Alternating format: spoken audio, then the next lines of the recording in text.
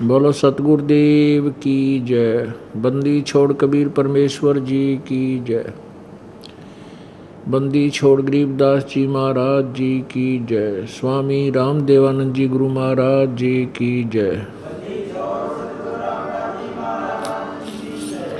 सर्व संतों की जय, सर्व भक्तों की जय, धर्मी पुरुषों की जय। श्री काशी धाम की जय, श्री छुडानी धाम की जय, श्री करोथा धाम की जय, श्री बरवाला धाम की जय। सत साहिब गरीब नमो नमो सतपुरुष को हूँ नमस्कार गुरु की नहीं।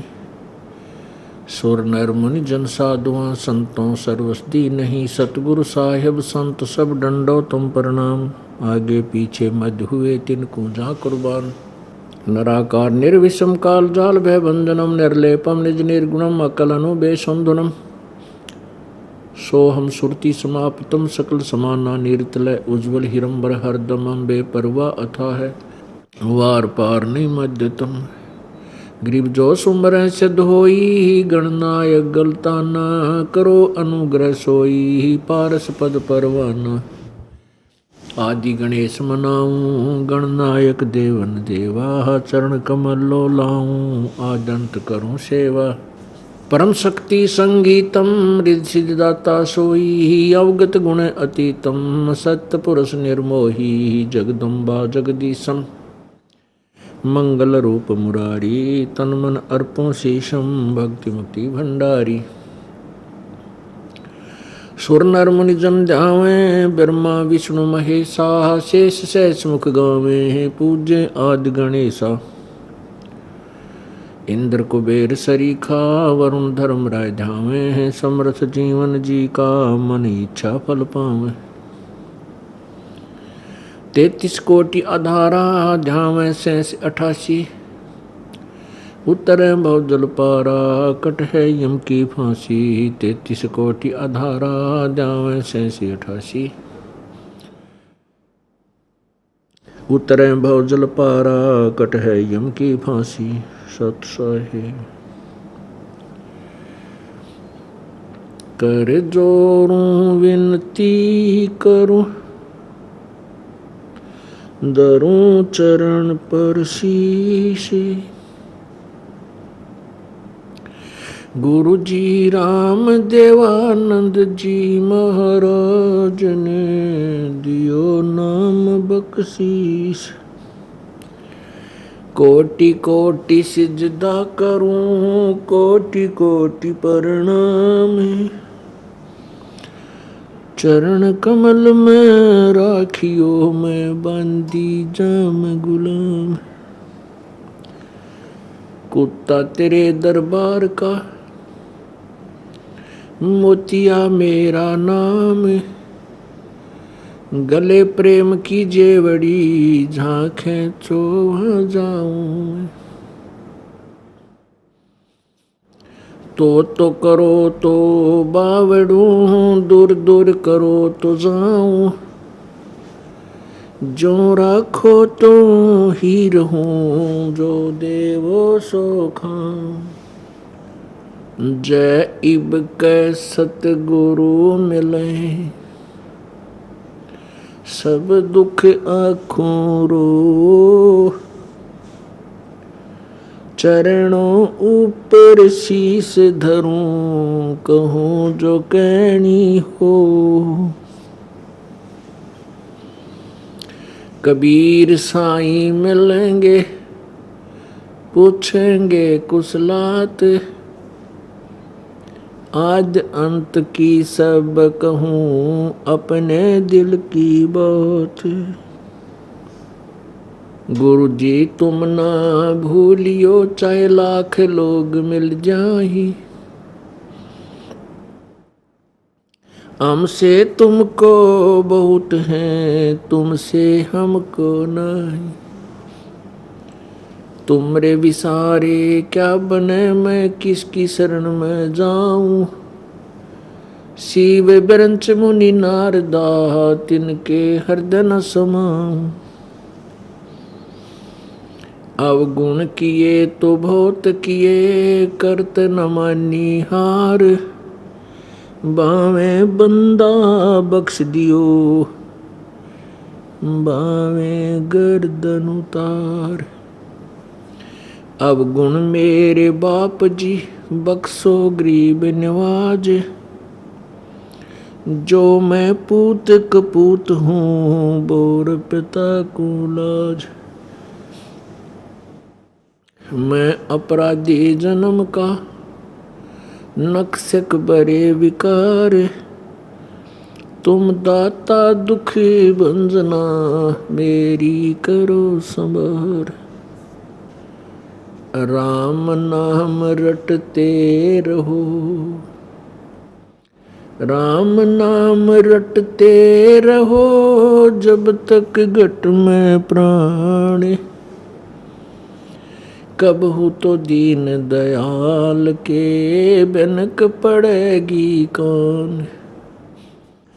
लूट सको तो लूटियो, राम नाम की लूट। पीछे फिर पछताओगे, प्राण जाएंगे छूट। नहीं भरोसा देही का, विनस जावे छिन माही। श्वास उश्वास में नाम जपो हो, और यतन कछु नाही। श्वास उश्वास में नाम जपो, व्यर्थ श्वास मत खो। ना जाने इसे श्वास को, आवण हो कि न हो। पृथ्वीपति चकवे गए, जिनके चक्र चलंत। रावण सरीखे कौन गिने, भाई ऐसे गए अनंत। वो मर्द गर्द में मिल गए, रावण से रणधीरी। कंस के सी चाणूर से, हिरण्यकशिपु बलबीर। तेरी क्या बुनियाद है, तू जीव जन्म धर लेत। गरीबदास हरि नाम बिना, खाली रह जा खेत। परम पिता परमात्मा, सारी सृष्टि के रचनहार कुल मालिक कबीर परमेश्वर जी, कबीर देव अपनी प्यारी आत्माओं को अपने निज घर का ज्ञान कराने के लिए स्वयं ही सचखंड से, सतलोक से चलकर आते हैं। क्योंकि परमात्मा सतलोक में उस तीसरे मुक्ति धाम में रहते हैं। एक लोक मुक्ति लोक में रहते हैं, पहला ब्रह्म का लोक है, जिसके 21 ब्रह्मांड हैं, जिसे अक्षर पुरुष कहते हैं। ये काल है। और दूसरा धाम, दूसरा लोक परब्रह्म का है, जो अक्षर पुरुष कहलाता है। इन दोनों के धामों से, इन दोनों के स्थानों से तीसरा जो मुक्ति धाम है वो सत्यलोक है। वहाँ परमात्मा कबीर देव, कबीर परमेश्वर, जिनकी उपाधि सत्य पुरुष है। सत्य पुरुष कहो, परम अक्षर ब्रह्म कहो, अविनाशी परमेश्वर कहो, ये उपमात्मक नाम है परमेश्वर के। वास्तविक नाम है उनका कबीर देव। उन्हीं को फारसी भाषा में, अरबी भाषा में अल्लाह अकबर बोलते हैं। अल्लाह कबीर, अल्लाह अकबर, अल्लाह कबीर। भले ही अल्लाह कबीर का अर्थ उन्होंने बड़ा भगवान किया है। अल्लाह माने प्रभु और कबीर माने वो बड़ा कहते हैं, बड़ा परमात्मा। वास्तविक नाम परमेश्वर का वही है और वो उसी नाम को लेकर के कलयुग में प्रकट हुए। परमात्मा चारों युगों में आते हैं कबीर देव जी। उसे हम अपनी लोकल भाषा में कबीर साहब कहने लग गए। कबीर साहब, कबीर देव, कबीर माने कबीर देव का सीधा अर्थ बनता है कबीर परमेश्वर, कबीर साहब। हम कबीर को कबीर बोलने लगे। वेदों में कबीर लिखा है। जैसे हम अपनी मातृभाषा में वै को वै बोलते हैं, जैसे वेदों को हम वेद बोलते हैं। हम कर्मवीर को कर्मवीर बोलते हैं, धर्मवीर को हम धर्मवीर बोलते हैं। ऐसे ही ये अपभ्रंश होकर के, भाषा भिन्न होकर के कबीर साहब हम इसे परमात्मा को कहने लगे। उनका नाम कबीर साहब है। और वो परमात्मा अपने वास्तविक नाम से बनारस में सन 1398 संवत 1455 में सहशरीर आकर के एक बालक रूप में कमल के फूल पर लहर तारा तालाब में प्रकट हुए। क्योंकि परमात्मा पूर्ण ब्रह्म प्रत्येक युग में एक ऐसी लीला करते हैं और वे एक साधारण मनुष्य जैसा जीवन जीकर मनुष्य की तरह काम करके अपना गुजारा करके दिखाते हैं, लीला करते हैं। और अपने जो जो वो बड़े होते हैं एक मनुष्य जीवन की लीला करते हुए, तो छोटी आयु से ही वो अपने इस अमृत ज्ञान का प्रचार प्रारंभ कर देते हैं और अपने अमृत ज्ञान के आधार पर बड़े बड़े विद्वानों को परास्त कर देते हैं, पराजित कर देते हैं। लेकिन वो महिमा के भूखे, वेद ज्ञानहीन, अपनी प्रभुता को न त्याग कर परमात्मा का विरोध करके उनके द्वारा दिए गए उस ज्ञान को, जो साधारण भाषा में होता है, जनता तक नहीं जाने देते, जनसाधारण तक नहीं जाने देते। उसी का दुष्परिणाम अभी तक हमने भोगना पड़ रहा है। परमात्मा ने ये समय सिलेक्ट किया, ये बिचली पीढ़ी का समय चुना। परमात्मा ने पहले ही चुन रखा था, पहले ही कह रखा अपने कबीर सागर में, अर्थात कबीर वाणी में परमेश्वर ने पहले ये वचन बोला हुआ है कि कलयुग में जब बिचली पीढ़ी आवेगी, बिचली पीढ़ी का अर्थ है कि जो शिक्षित समय आएगा, हमारा शिक्षा का समय। क्योंकि जब परमात्मा स्वयं आए थे सन 1398 में,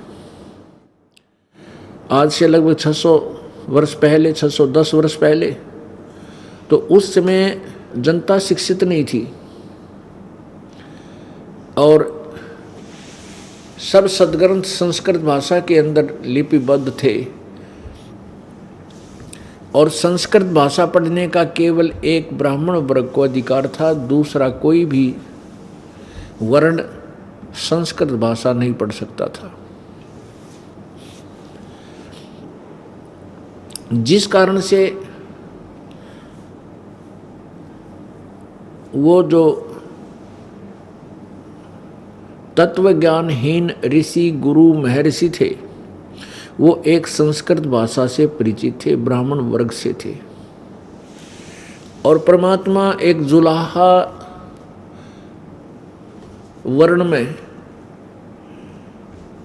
लीला करते हुए, एक जुलाहा वर्ण में वो प्रकट हुए, अर्थात नीरू नीमा जो थे वो जुलाहे थे। वो परमात्मा बालक रूप में परमात्मा को उठाकर ले गए थे और उनका अपने पुत्रवत पालन पोषण किया था। जिस कारण से परमात्मा भी वो जुलाहे का कार्य करते थे और कबीर धाणक नाम से प्रसिद्ध हुए, जुलाहा नाम से प्रसिद्ध हुए। और उन नकली ऋषियों को, संतों को, गुरुओं को, मंडलेश्वरों को ये कहने का दाव लगा रहा, सुअवसर प्राप्त था कि कबीर एक जुलाहा है, ये संस्कृत भाषा से अपरिचित है, जिस कारण से इसकी बातों पर विश्वास मत करना, ये सदग्रंथों को नहीं जानता और वेदों और पुराणों के विपरीत ज्ञान दे रहा है, ये झूठा है। अब जनता इस बात से प्रभावित होती थी कि सचमुच कबीर एक अशिक्षित है और हमारे गुरुदेव जो हैं ये संस्कृत भाषा जानते हैं और वास्तविक ज्ञान वेदों और पुराणों में ही विद्यमान है जो संस्कृत भाषा में लिखे हुए हैं। और भोली जनता का ये मानना स्वाभाविक था, जिस कारण से अभी तक ये तत्व ज्ञान छुपा रहा, दबा रहा। और ये नकली गुरु लोग हमारे पूर्वजों को शास्त्र विरुद्ध साधना बता करके उनके जीवन को व्यर्थ करते रहे। अब ये बिचली पीढ़ी प्रारंभ होगी। परमात्मा ने अपनी प्यारी आत्मा धर्मदास जी को बताई थी, क्योंकि परमात्मा अपनी प्यारी आत्माओं को, जो भक्ति के धनी होते हैं, जो दृढ़ भक्त होते हैं, जो अच्छी आत्माएं होती हैं, उनको आकर मिलते हैं, उनको अपना तत्व ज्ञान समझाते हैं और फिर अपने सचखंड में ले जा करके उसको अपनी सतिथि से परिचित करा के वापस छोड़ते हैं। फिर वो आत्मा परमेश्वर की गवाह बनती है, जो अब हमारे इस भक्ति काल में, अब ये बिचली पीढ़ी में वह गवाह हमारे काम आगे के कबीर भगवान है, कबीर परमात्मा है। ये तो उन आँखों देखे गवाहों ने गवाही दे दी कि Kabir is God, complete God, पूर्ण परमात्मा कबीर है, कबीर जी हैं। और साथ में हमारे सदग्रंथों ने, पवित्र वेदों ने, पवित्र गीता जी ने, पवित्र पुराणों ने ये सहयोग दिया है कि वो परमात्मा कबीर है और वो एक देशीय है, सतलोक में रहता, सचखंड में रहता है। तो अब पिछली पीढ़ी में परमात्मा ने इस तत्व ज्ञान को जनसाधारण तक पहुंचाना है और उसके लिए हमारा शिक्षित होना जरूरी था, आवश्यक था। और एक कृपा और की परमात्मा ने कि उन्हीं संस्कृत के जानने वालों से वो सदग्रंथ हिंदी में अनुवाद करवा दिए। हिंदी में अनुवादित ग्रंथों को पढ़ते भी सैकड़ों वर्ष हो गए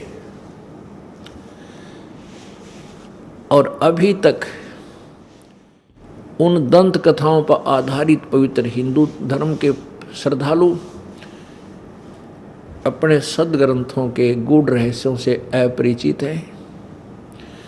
अब ये दास आपके सामने सदग्रंथों को के गूढ़ रहस्यों को सार्वजनिक कर रहा है, आपको आपके रूबरू कर रहा है, तब आपका विश्वास दृढ़ हो रहा है कि सचमुच अपने को जो ज्ञान दिया गया था उन नकली गुरुओं के द्वारा वो सारा कंप्लीटली आउट ऑफ सिलेबस था, पूर्ण रूप से हमारे सदग्रंथों के विपरीत था। पुण्यात्माओं, जो हमारे पवित्र हिंदू धर्म के जो गुरुदेव थे, आध्यात्मिक टीचर, आध्यात्मिक गुरु, वो तत्व ज्ञानहीन थे और अपने सदग्रंथों से अपरिचित थे। जो टीचर सिलेबस से अपरिचित है और सिलेबस के विपरीत जो कथाएं सुना रहा है विद्यार्थियों को, वो विद्यार्थियों का शत्रु है, उनके जीवन से खिलवाड़ कर रहा है, उनका जीवन बर्बाद कर रहा है। ऐसा ही ये कर्म पवित्र हिंदू धर्म के वह पूर्व वाले आचार्य लोग करके वो वेदों और गीता के और पुराणों के भी विपरीत ज्ञान हमें प्रदान कर गए और कर रहे हैं। अब जो टीचर आउट ऑफ सिलेबस पाठ्यक्रम से बाहर पढ़ाता है वो टीचर ठीक नहीं, वो सब बच्चों के जीवन को बर्बाद कर रहा है। यही क्रियाएं अब वर्तमान में धार्मिक गुरुओं की है। एक ये दास है जो सदग्रंथों के उन रहस्यों को आप तक पहुंचाना चाहता है और वो विरोधी लोग जिनकी रोजी रोटी अब बंद होने को आ रही है और जनता उनको अब धिक्कारेगी कि तुम क्या पढ़ाया करते थे, क्या सुनाया करते थे, क्या हमारे सदग्रंथ क्या बता रहे हैं, तुम काहे के गुरु थे, काहे के तुम आचार्य हो। अब उनको ये भय हो गया है कि कहीं जनता सच्चाई से परिचित हो जाए और तुम्हारे जूते लगे, तुम्हें रोटी मिले नहीं। उनको जनता के उद्धार से कोई लेना देना नहीं, ऐसे स्वार्थी लोगों को। यदि उनको जनता के उद्धार से लेना देना है और सच्चे हितैषी हैं तो उन्होंने सरेंडर कर देना पड़ेगा कि हमारा ज्ञान गलत था, हमारी सारी साधनाएं शास्त्र विरुद्ध थी। और इसमें कोई मान बढ़ाई की बात नहीं होती पुण्यात्माओं, इसमें अभिमान का स्थान नहीं है। ये दास अभिमान करे कि मैंने बड़ा अच्छा ज्ञान दे दिया, नहीं, ये ज्ञान तो परमात्मा का दिया हुआ है, सदग्रंथों में लिखा हुआ है, दास तो उसको पढ़कर सुना रहा है और या उसको याद करके एज ए टेप रिकॉर्डर आप तक सुना रहा हूँ। इसमें अभिमान क्या हो गया बता। अगर मेरी अपनी खोज होती तो मैं चौड़ा भी होता, फूलता, अंडी पाकता। अब हम परमात्मा के दिए हुए ज्ञान को ठीक ना समझ सके, इतनी सी भूल बनी, उसको अब ठीक कर लेंगे और वो ठीक करें पार पड़ेगी। गलती को कितने दिन घसीटेंगे। अब शिक्षित समय आ गया, वर्ग हो गया है, शिक्षित समाज है। अब ये अच्छी तरह इस सच्चाई को स्वीकार कर सकता है। परमात्मा आकर के हमें बताया करते थे कि जो साधनाएं आप जी कर रहे हो वो बिल्कुल गलत हैं, वो ठीक नहीं है। परमात्मा क्या बताते थे, तीर्थ कर कर जगमुआ उड़े पानी नाए, राम नाम जप्या नहीं फिर काल घसीटे जाए। कहते हैं शास्त्र विरुद्ध साधना करके तीर्थों पर जाकर के वहाँ स्नान जल में नहा लिए, इससे क्या लाभ हुआ। राम नाम रटा नहीं, यानी सच्चा नाम जो होता सतनाम, वो सतनाम रटा नहीं फिर काल घसीटे जावे। जो साधनाएं आप जी कर रहे हो उससे आप कर्म के मार से, कर्म दंड से नहीं बच सकते। कबीर कल का स्वामी लोभिया मनसा धरे बंधाए। कलयुग के स्वामी ये गुरुजन नरे लोभी और देवें पैसा ब्याज को फिर लेखा करत दिन जाए। कल का स्वामी लोभिया पीतल धरे खटाए, देवे पैसा ब्याज को फिर लेखा करत दिन जाए। कल का स्वामी लोभिया मनसा धरे बंधाए,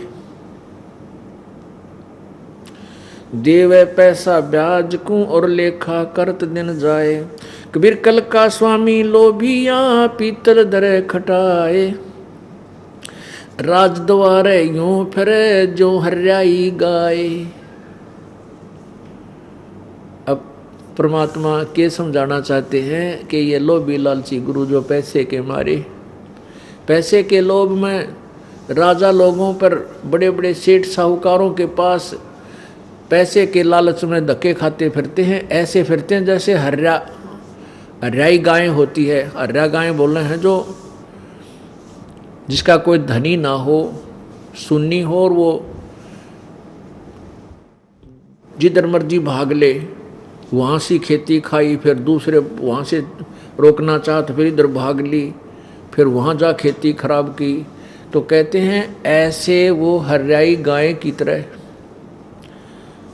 ये कलयुग के स्वामी संत ऐसे भटक रहे हैं। हर सुमरन साची कथा कोई सुने न काने,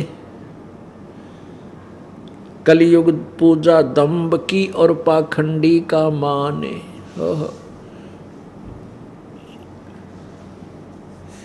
हरि सुमरन और साची कथा, सत्य कथा यानी तत्व ज्ञान, और परमात्मा की भक्ति कोई सुने है कान, यानी कोई लाखों में एक आध भगत इस तरफ प्रेरित है। और वो प्रेरित है, वो किस चीज को ज्यादा मानता है? कलयुग पूजा दम्भ की और पाखंडी को माने। कलयुग में यानी जो लोग दिखावा पाखंड करता है उनकी ज्यादा पूजा होती है, उन संतों को ज्यादा महत्व दिया जाता है। ये कारण क्या है कि हम ज्ञान से अपरिचित हैं, इसलिए इन दंभ पाखंड करने वाले संतों का, गलत ज्ञान देने वाले ऋषि महर्षि नकलियों का दाव लगा हुआ है। इस दास का उद्देश्य है कि इन सदग्रंथों को हम भी समझ सकते हैं।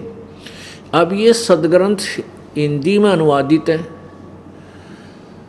और परमेश्वर कबीर परमेश्वर जी ने पहले ही, आज से 600 वर्ष पहले, यही सदग्रंथों का गूढ़ रहस्य अपनी कबीर वाणी में, सच्चिदानंद घन की वाणी में, वो सच्चिदानंद घन परमात्मा कबीर जी हैं, उन्होंने अपनी कबीर वाणी में वो तत्व ज्ञान जो सदग्रंथों के अंदर है, जो संस्कृत में था, वो 600 वर्ष पहले हिंदी में लिख रखा है। सिंपल भाषा में हिंदी में लिपिबद्ध करवा रखा है, कबीर सागर में, कबीर वाणियों में, कबीर साखियों में, कबीर दोहावलियों में, कबीर बीजक में। अब तक उस कबीर साहब के उस हिंदी लिपिबद्ध तत्व ज्ञान को हम नहीं मानते थे। क्यों नहीं मानते थे? केवल उनके दोहे दाहे अच्छे लगते थे, इसलिए कुछ दोहे लेकर के हम उसको गाते थे, तो आत्मा को खींचते थे। वो परमात्मा की वाणी है। हम इसलिए नहीं मानते थे कि हम ये समझते थे कि सदग्रंथों का ज्ञान तो संस्कृत भाषा में लिखा हुआ है, वो कबीर जी नहीं जानते थे। हमारी भी यही टेंडेंसी थी। अब हमारी आंखें बन गई, आंखें हमारी, ऑपरेशन हो गया मोतियाबिंद का, अर्थात अज्ञान हट गया। अब हम तुलना करते हैं सदग्रंथों से कबीर परमेश्वर की वाणी को, तो वो ज्यों के त्यों प्रमाण परमात्मा की वाणी में मिलते हैं, उस सच्चिदानंद घन की वाणी में मिलते हैं, जो गीता जी अध्याय नंबर 4 के श्लोक नंबर 32 में लिखा है कि जैसा कि 25 से 29, 30 तक, 31 तक जो ज्ञान बताया है कि कोई ऐसे साधना करता है, कोई देवता की पूजा करता है, कोई व्रत रखता है, कोई अहिंसावादी है, कोई केवल दिन अपना पाठ करके जो है ना, स्वाध्याय करके ही अपनी साधना को कर्म पाप नाशक मानता है।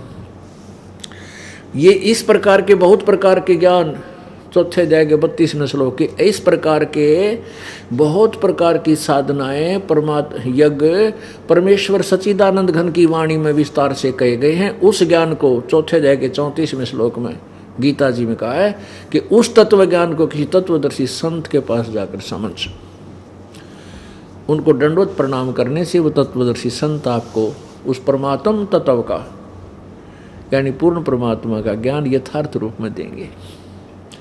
तो वो परमात्मा ने पहले लिखा हुआ था और हम उसे ना समझ करके कबीर जी की वाणी को इतना महत्व नहीं देते थे। अब हमारे सब सदग्रंथों में वही प्रमाण है। अब तुलना कर लेंगे हम, क्योंकि हमारा मोतियाबिंद का ऑपरेशन हो गया। तो क्या बता रहे परमात्मा? तारा मंडल बैठ कर ये चांद बड़ाई खाए, उदय हुआ जब सूरज का स्यों तारों छिप जावे। पुण्यात्माओं, अभी तक जो लोकवेद हम सुना करते थे, लोकवेद होता सुना सुना ज्ञान, जो अक्षेत्रीय ज्ञान है, किसी व्यक्ति विशेष का कहा हुआ बताया हुआ, और जो सदग्रंथों से हटकर है, उस लोकवेद के आधार पर हम श्री ब्रह्मा जी रजगुण, श्री विष्णु जी तम सतगुण, श्री शिव जी तमगुण को सर्वेश्वर महेश्वर मर्त्युंजय कालज्य सभी ब्रह्मांडों के रचनहार अजर अमर अविनाशी सुना करते थे और ऐसा ही मानते थे। वो लोकवेद था। ये अविनाशी नहीं है, ये सर्वेश्वर नहीं है, ये मर्त्युंजय नहीं है। पुण्यात्माओं, ये लोकवेद था। अब परमात्मा का जो ज्ञान आपके समक्ष होगा, अब यहाँ आपको सदग्रंथों से रूबरू कराना आवश्यक हो गया, क्योंकि ये तत्व ज्ञान इतना उलझा रखा है। अब इसको सुलझाने में भी बहुत कुछ प्रमाणों की आवश्यकता पड़ती है। बगैर प्रमाण के ये तत्व ज्ञान आप 7 जन्म भी नहीं मानोगे, क्योंकि हमने लोकवेद गढ़ा पर रखा है और वो लोकवेद शास्त्रों के विरुद्ध था। अब आपको दिखाना पड़ेगा कि ब्रह्मा विष्णु नाशवान है, अविनाशी नहीं है। अब कारण क्या है कि हम दूध के जले हुए लस्सी को भी फूंक फूंक कर पीते हैं, और दास यही चाहता है कि इस प्रकार हम बिल्कुल अच्छी तरह समझ कर इस मार्ग को ग्रहण करेंगे तो हम सदा के लिए पूर्ण रूप से तैयार हो जाएंगे, कोई हमें डगमग नहीं कर सकेगा। अब देखिएगा, ये पवित्र देवी पुराण ये कहाँ से प्रकाशित है? गीता प्रेस गोरखपुर से। श्रीमद् देवी भागवत संक्षिप्त, सचित्र मोटा टाइप, केवल हिंदी। संपादक हनुमान प्रसाद पोदार, चिमन लाल गोस्वामी। और ये इसके मुद्रक व प्रकाशक कौन है? प्रकाशक व मुद्रक है गीता प्रेस गोरखपुर, गोविंद भवन कार्यालय, कोलकाता का संस्थान। इसके तीसरे स्कंद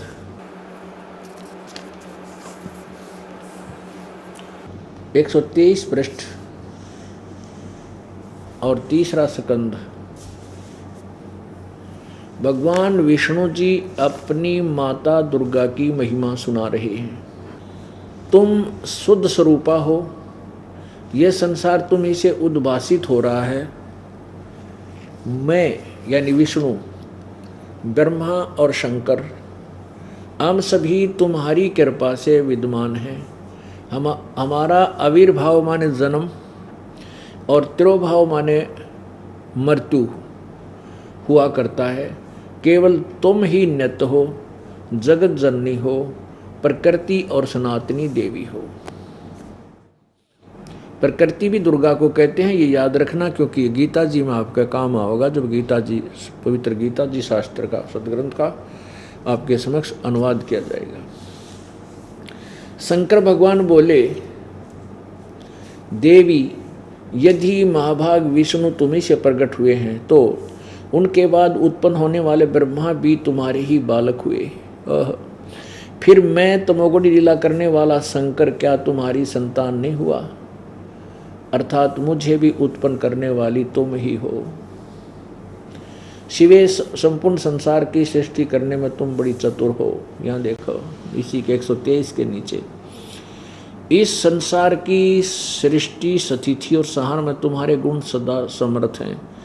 उन्हीं तीनों गुणों से उत्पन्न हम ब्रह्मा, विष्णु एवं शंकर नियमानुसार कार्य में तत्पर रहते हैं।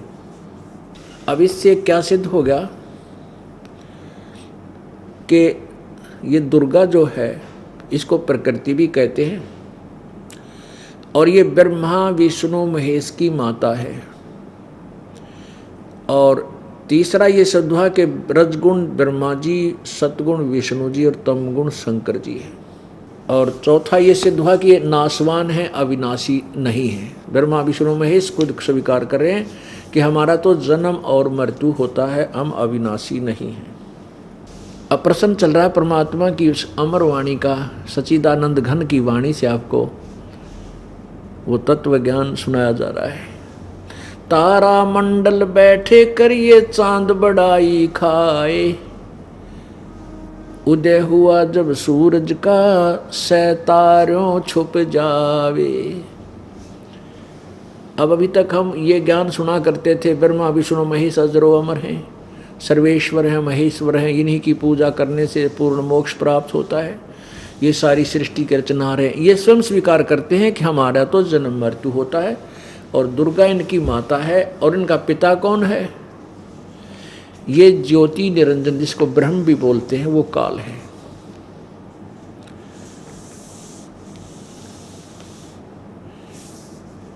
अब पुण्यात्माओं, इस काल ने जो ज्योति निरंजन है, जिसको अक्षर पुरुष भी, क्षर पुरुष, क्षर पुरुष, क्षर, पुरुष भी कहते हैं, इसको काल भगवान भी कहते हैं, काल प्रभु भी कहते हैं, काल ब्रह्म भी कहते हैं। ये ज्योति, संतों ने इसका नाम ज्योति निरंजन रखा है। ये इसने कसम खाई है, इसने प्रतिज्ञा की है कि मैं अपने काल रूप में, जो मेरा वास्तविक रूप है, कभी किसी को दर्शन नहीं दूंगा। ये इसका अटल घटिया सिद्धांत है। पुण्यात्माओं, गीता जी अध्याय नंबर 7 के श्लोक नंबर 24 और 25 में ये स्वयं कहता है कि ये जो जन समुदाय है, मुझ अव्यक्त को, अव्यक्त का अर्थ होता है कि कोई वस्तु ऐसे स्थान पर है जो हमें दिखाई नहीं देती, वो अव्यक्त होता है, जो छुपा हुआ है और हम उसको नहीं देख पाते, हमारी रीच नहीं है, तो वो अव्यक्त है। जैसे बादल छा जाते हैं और सूर्य बादलों के पार होता है, हम उसे देख नहीं पा रहे, तो उस समय सूर्य जो है अव्यक्त है, लेकिन उसका अस्तित्व नाश नहीं है। ये कहे कि सूर्य है ही नहीं, नहीं, अव्यक्त का अर्थ होता है जो कहीं छुपा हुआ है, परोक्ष है, हमें दिखाई नहीं देता। तो ये खुद कहता है कि मैं, ये जन समुदाय अर्थात ये सामने खड़े जितने भी योद्धाजन, क्योंकि ये गीता जी का ज्ञान उस समय दिया गया था जिसमें दोनों सेना आमने सामने खड़ी थी और अर्जुन का रथ श्री कृष्ण जी ने दोनों सेनाओं के बीच में खड़ा कर दिया था। उसी समय काल आकर के ये ज्योति निरंजन, ये ब्रह्म, और श्री कृष्ण के शरीर में प्रेतवत प्रवेश कर गया। और जब तक ये महाभारत का पूरा युद्ध ये विनाश नहीं हो लिया, तब तक श्री कृष्ण के शरीर से वो काल नहीं निकला। तो वो कहता है कि ये मंदबुद्धि के लोग, अबुद्धि, ये मूर्ख लोग सामने खड़े, ये मुझ अव्यक्त को और व्यक्ति रूप में प्रकट हुआ मानते हैं। मुझे ये कृष्ण मान रहे हैं, मैं कृष्ण नहीं हूँ, क्योंकि कृष्ण जी तो वहाँ खड़ा ही था। अगर ये शब्द कृष्ण जी बोलते तो वो नहीं बोलते ये बातें, क्योंकि श्री कृष्ण जी गीता नहीं बोल रहे थे, वो काल ब्रह्म सदाशिव ये बोल रहा था। इसको सदाशिव भी कहते हैं, काल रूपी ब्रह्म भी कहते हैं। अब गीता जी अध्याय नंबर 7 के श्लोक नंबर 24-25 में आपको दिखाते हैं। देखिएगा, ये पवित्र गीता जी, इसके अनुवादक हैं जयदयाल गोविंद का। ये गीता प्रेस गोरखपुर से प्रकाशित है और जयदयाल गोविंद का इसके अनुवादक हैं। अध्याय नंबर 7 में और श्लोक नंबर 24-25 ये देखिएगा। ये है अध्याय नंबर 7 और इसमें 24 में कहा है, ये बुद्धिहीन पुरुष, ये बुद्धिहीन व्यक्ति मेरे अनुत्तम, यानी अनुत्तम माने अश्रेष्ठ, अविनाशी परम भाव को न जानते हुए, अव्यक्तम मन इंद्रियों से परे, यानी अव्यक्तम माने मुझ अव्यक्त को, जो मैं कभी व्यक्ति रूप में नहीं आता, व्यक्ति माम माने मुझ को, सच्चिदानंद परमात्मा नहीं, ये अनुवाद है माम, अव्यक्तम माम व्यक्तिम आपनम मन्यते। संस्कृत भी पढ़ लेंगे हम, संस्कृत भी, क्योंकि ये नागरी लिपि है। मन ये है अव्यक्तम, मेरे जो है अनुत्तम, अश्रेष्ठ, अटल, अविनाशी माने अटल, अवय माने अटल परम भाव को न जानते हुए, जो कभी न समाप्त होने वाला भाव है, जानते हुए अव्यक्तम माम, मुझ, माम माने मुझ, अव्यक्तम माने अव्यक्त को, जो मैं छुपा हुआ रहता हूँ, वो व्यक्ति भाव को प्राप्त हुआ मानते, मुझे ये व्यक्ति रूप मान रहे हैं कृष्ण। अब देखो 25 में कमाल किया है, मैं अपनी योग माया से छुपा हुआ, ये देखो अपनी योग माया से छुपा हुआ मैं सबके प्रत्यक्ष नहीं होता। यह अज्ञानी जन समुदाय दोनों में मूर्ख लिखा है कि जो मुझे कृष्ण मान रहे हैं, मुझ जन्म रहित अविनाशी अविनाशी परमेश्वर को, अविनाशी को परमेश्वर लिखा है, उसे अविनाशी को नहीं जानता, अर्थात मुझको जन्म मरने वाला समझता है। अभी जानती का अर्थ है मुझे नहीं जानता। अब यहाँ ये सिद्ध हो गया कि ये काल बोल रहा था गीता जी को, और वो कह रहा है कि ये मूर्ख लोग मुझ अव्यक्त को, क्योंकि मैं अपनी योग माया से छुपा रहता हूँ, सबके सामने नहीं, प्रकाश में नहीं आता कभी भी, ये मेरा अटल नियम है, तो ये मुझे कृष्ण मान रहे हैं। I am not Krishna. इसका कहने का भाव ये है कि मैं कृष्ण की तरह ऐसे नहीं आता कभी भी, मैं अपने गुप्त, अपने वास्तविक रूप में कभी प्रकट नहीं होता। इसने एक प्रतिज्ञा की है कि मैं कभी किसी के सामने प्रकट नहीं होऊंगा और सब क्रियाएं मैं ही कराऊंगा।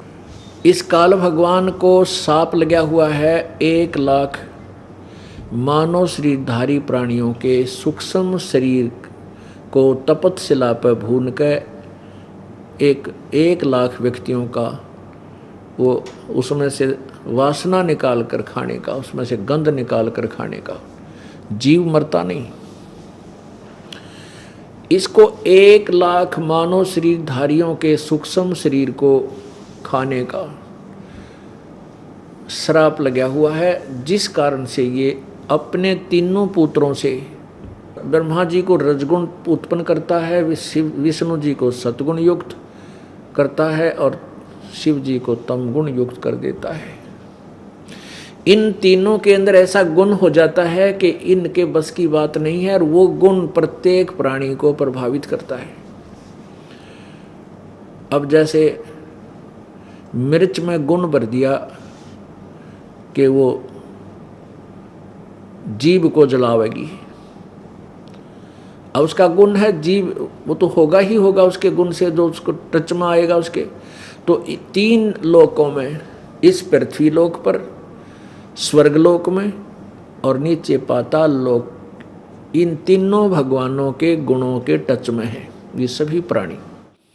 और सभी प्राणी इनसे, इनके गुणों से प्रभावित है। जैसे किसी ने भांग पी रखी है, तो भांग पीने के बाद चाहे उसने 1000 आदमी पी रहे हैं और चाहे लाखों ने भांग पी रखी है, सबकी एक जैसी स्थिति होती है। उनके चलने में की स्थिति, बोलने की, वो सबकी एकदम बदल जाती है। उस समय वो विवश होते हैं, उनके बस की बात नहीं होती। ठीक इसी प्रकार अब जैसे ये ब्रह्मा विष्णु महेश जी रहते हैं अपने लोकों में, अपनी राजधानियों में, और वहाँ से इन तीनों की रेंज, तीनों के गुणों की जो का प्रभाव इन तीनों लोकों में अपना अपना प्रभाव सबके ऊपर प्रभावित रखते हैं। अब जैसे रसोई में छौंक लगा दिया मिर्चों का, और वो मिर्च जो मूल वस्तु है, साकार वस्तु रसोई में, भोजनालय में है, और उससे निकला हुआ उसका गुण, वो प्रभाव अन्य कक्षों में बैठे हुए व्यक्तियों को भी प्रभावित करता है, और वो उनसे छींकें आती हैं तो उनके बस की बात नहीं, उन छींकों को ना आवे रोक लें। ऐसे ही इन तीनों गुणों, रजगुण ब्रह्मा जी, सतगुण विष्णु जी, तमगुण शिव जी के अंदर ऐसा गुण भर दिया इसने, ये तीनों गुण युक्त कर दिए हैं। इनसे निकल रहे गुण प्रत्येक प्राणी को विवश करते हैं। जैसे ब्रह्मा जी से निकल रहे रजोगुण से ये जीव संतान उत्पत्ति करता है, विवश है। भगवान विष्णु जी से निकल रहे सतोगुण से एक दूसरे में ममता, मोह इतना जबरदस्त जकड़ रखा है, जीव के बस का नहीं। और भगवान शिव तमोगुण है, इनके गुण के प्रभाव से इंसान 1 मिनट में गुस्सा हो जा और मार काट मचा दे। इन तीनों पुत्रों से ये काल रूपी ब्रह्म अपना उल्लू सीधा कर रहा है और ब्रह्मा विष्णु महेश से भी गुप्त रहता है, इनको भी सच्चाई से परिचित नहीं होने देता, इनको भयभीत रखता है सोचल छिद्र करके। अब पुण्यात्मा जो पहली बार इस ज्ञान को सुनेंगे उनके दिल में एकदम धक्क देसी होगी कि भाई कमाल कर दिया, ये महाराज तो मेंटल लगता है हमें। ब्रह्मा विष्णु महेश के माता पिता बता रहा, हमने कभी सुना नहीं। पुण्यात्माओं, बात यही बिगड़ रही है कि हमने ये सच्चा ज्ञान सुना को नहीं, हमने झूठा सुन रखा है, वो लोकवेद सुन रखा है। अब उस लोकवेद को हम इतना सत्य मान चुके हैं क्योंकि 1 बार 2 बार 10 बार 1000 बार लाख बार हमने सुन रखा है वो लोकवेद झूठा ज्ञान। तो कहते हैं कि एक झूठ को 100 बार बोल दे, किसी को प्रचार कर दे तो वह सच सच महसूस हो जाती है, लेकिन होती फिर भी झूठ ही है। अब आपको थोड़ी सी झलक दिखाएंगे कि ब्रह्मा विष्णु महेश जी के पिता कौन है। ये काल है, ये गुप्त रहता है, ये इनको भ्रमित रखता है, इनको भी सत्य से अपरिचित रखता है। कारण क्या है कि ये इसकी सोच है कि यदि ब्रह्मा विष्णु महेश जी को, जो 3 लोक के संचालक हैं और ये मेरे लिए भोजन तैयार करवाते हैं 1 लाख मानव शरीर प्रतिदिन खाने के और 1.25 लाख उत्पन्न करने का, इसको श्राप लगा हुआ किसको? ब्रह्म को, ज्योति निरंजन को। तो इसको ये चिंता रहती है कि ब्रह्मा विष्णु महेश इस बात से परिचित हो गए तो वो इस कार्य को बंद ना कर दें और तेरे जो है ना ये या खेती नष्ट हो जाए, ये संसार ना चला, तुझे 1 लाख मानव शरीरधारी प्राणी खाने को ना मिले। अब ब्रह्मा विष्णु महेश के माता पिता कौन है ये क्लियर करते हैं। अब माता क्लियर कर दी दुर्गा, उसने देवी पुराण ने। अब शिव पुराण इसका निर्णय और अच्छा देगा। ये है पवित्र शिव पुराण, देखिएगा। सचित्र मोटा टाइम, केवल हिंदी, संपादक हनुमान प्रसाद पोदार। और इसके प्रकाशक एवं मुद्रक कौन है? प्रकाशक एवं मुद्रक गीता प्रेस गोरखपुर, गोविंद भवन कोलकाता का संस्थान। इसके 98 तो प्रारंभ करेंगे, 98 से। ये रुद्र संहिता अध्याय 6 आपको सुनाएंगे। ये संक्षिप्त शिव पुराण 98वां पृष्ठ। इसके नीचे से शुरू करते हैं। अपने पुत्र नारद की बात सुनकर लोक पितामह ब्रह्मा वहाँ इस प्रकार बोले। ये 5वां अध्याय रुद्र संहिता का समाप्त हुआ, ये 6ठा प्रारंभ होता है। ब्रह्मा जी ने कहा, ब्रह्मन देव शिरोमणे, तुम सदा समस्त जगत के उपकार में ही लगे रहते हो। नारद को कह रहा है, ब्रह्मा जी कह रहे हैं, नारद जी को बता रहे हैं, तुमने लोगों के हित की कामना से बहुत उत्तम बात पूछी है, जिसके सुनने से संपूर्ण लोगों के समस्त पापों का अक्षय हो जाता है। यह अनामय शिवतव का मैं तुमसे वर्णन करता हूँ। शिवतव का स्वरूप बड़ा ही उत्कृष्ट है और अद्भुत है, जिसमें समस्त चराचर जगत नष्ट हो गया था, सर्वत्र केवल अंधकार ही अंधकार था। उस समय तत्सद ब्रह्म, इस श्रुति में जो सत सुना जाता है एकमात्र वही शेष था। अब 101 पृष्ठ पर देखिए, 100 पे।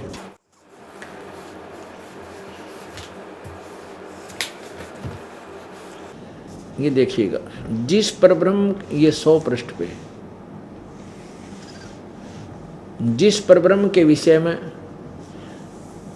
ज्ञान और अज्ञान यानी मिला जुला उलझ पुलझ ज्ञान, ब्रह्मा जी कह रहे हैं, जिस परब्रह्म के विषय में ज्ञान और अज्ञान से पूर्ण उक्तियों द्वारा इस प्रकार विकल्प किए जाते हैं, उसने कुछ काल के बाद द्वितीय की इच्छा प्रकट की। उसके भीतर एक से अनेक होने का संकल्प उदित हुआ। तब उस निराकार परमात्मा ने अपनी लीला शक्ति से अपने लिए मूर्ति अर्थात आकार की कल्पना की। ये आगे देखो, जो मूर्ति रहित परब्रह्म है उसी की मूर्ति कौन है? उसी की मूर्ति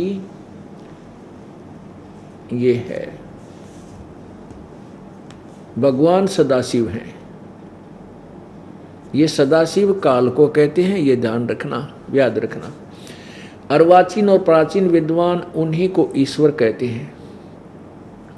उसमें एकाकी रहकर स्वेच्छा अनुसार विहार करने वाले उन सदाशिव ने अपने विग्रह से स्वयं ही एक स्वरूप भूता शक्ति की सृष्टि की, जो उनके अपने श्री अंग से कभी अलग होने वाली नहीं थी।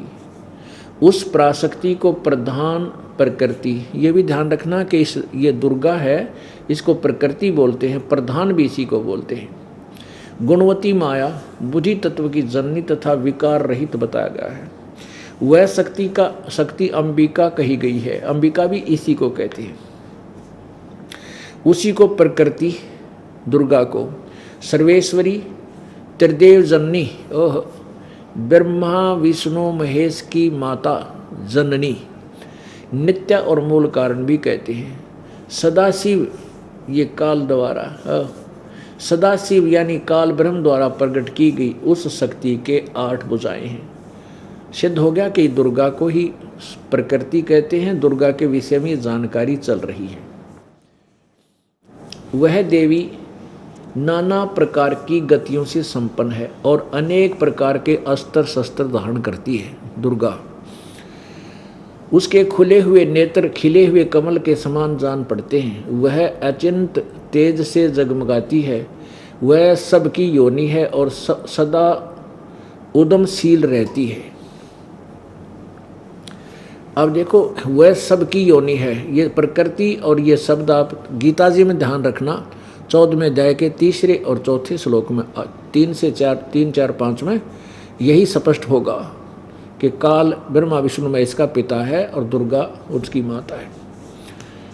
सदा उद्यमशील रहती है। एकाकिनी होने पर भी वह माया संयोगवशात अनेक हो जाती है।